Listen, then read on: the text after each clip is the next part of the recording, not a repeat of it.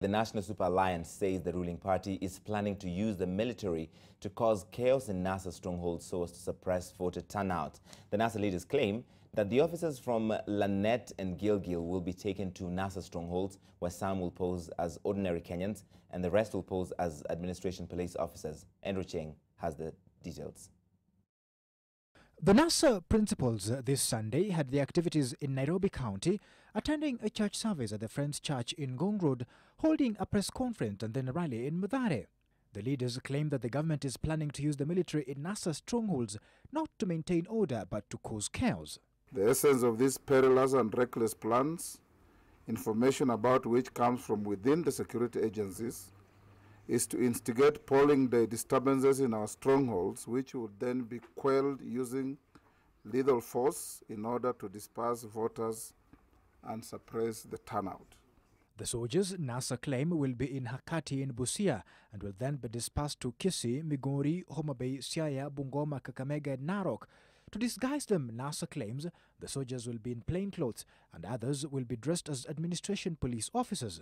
The opposition says it has already informed the heads of security units in the country, IEBC, and international groups that are in the country observing the elections. For avoidance of doubt, let me reiterate that NASA is deeply proud of our military. The Kenya Defense Forces remain one of the finest in the world. We know that KDF remains committed to its proud tradition of professionalism, but Jubilee is desperate. A failed regime will do anything, including pulling down a highly reputable institution like KDF. NASA has also sensationally claimed that there is more that has been happening besides the military being employed for use in the elections. Our presidential candidate is being shadowed by cars whose registrations are in our possession. 2 days ago, the acting Interior Cabinet Secretary dismissed NASA's plans to have 5 of its supporters adopt a polling station near them in what NASA terms as securing the vote. That circular from IBC that says who is supposed to be at the polling station is what we will follow. And anyone who's not mentioned in that circular, who's not supposed to be at the polling station, should be removed from the polling station the fastest way possible and by all means necessary.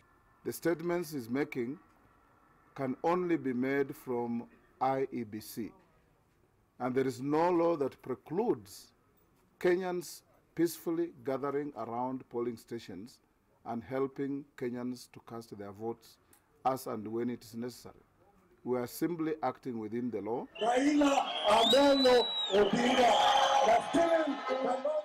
NASA claims that Jubilee has labelled its strongholds as hotspots and likely to have violence to scare voters from going to the polling stations.